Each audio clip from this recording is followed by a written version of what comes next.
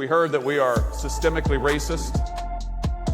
Now, we heard that America is founded in lies and evil. I mean, that's what we've been told. We're proud to live in a country that liberated slaves. Wait, what? So apparently you can get on the stage at CPAC and say just about anything. United States Senator Josh Hawley, who represents Missouri, went to CPAC and openly stated that America liberated the slaves. We liberated the slaves. Who is the we? What America are you talking about? The same America that put the slaves in slavery to begin with? That America? Are we just at the point that we're completely rewriting history and giving no regard to actual historical narratives and the value therein?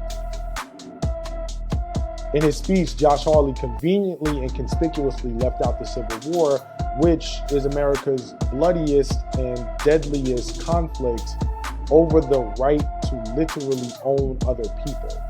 We also have seen narratives being changed across America as in yet another school joining the list of institutions that were assigning students critical thinking exercises around slavery.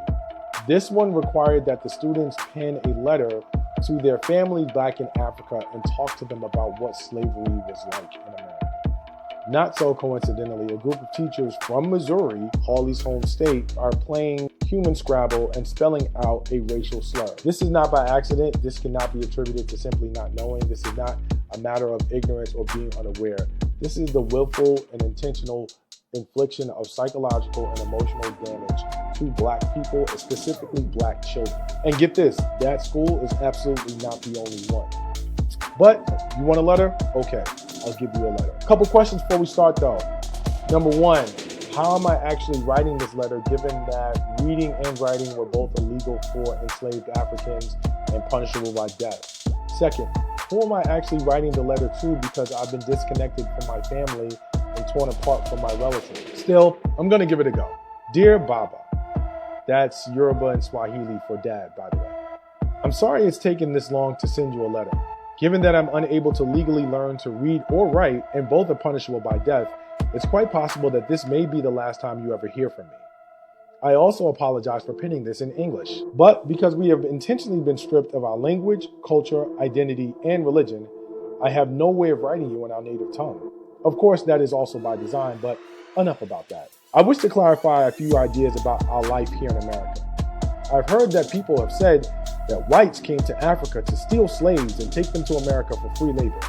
As you may suspect, this is not true. Europeans came to Africa for people, not for slaves. And they kidnapped people. They did not kidnap slaves. Human beings who were doctors, teachers, and scientists, and forced them into hard labor as slaves without pay through violence. The owner of the plantation that I live on is married to a woman named Karen. Now she is a piece of work. At night, she attempts to lure my friends and me into bed. But during the day, she accuses us of things that we didn't do. She seems unsure as to whether she prefers to hypersexualize Black bodies for her own erotic fetish or blame Black men for all of her shortcomings in life. This institution of forced labor through chattel slavery in America is setting up a dual-track structure of systemic oppression that on one hand will make America one of the wealthiest nations in the world, while simultaneously creating systemic inequity, generational poverty, mass incarceration, police brutality, intentional systemic disenfranchisement, achievement gaps in education, and various forms of physical, psychological, and economic violence against me and my descendants for the next several hundred years. Because of this, my friends and I have decided to use the brand of violence that we have learned from these people and revolt. We cannot reason with our oppressor, and we are done trying. However, I have but one request. If I meet my demise in the course of our fight for freedom, and you are told that I would have wanted peace and to remain calm, do not listen. Burn this bitch to the very last ember. This is my final wish and what I would have wanted. Sincerely,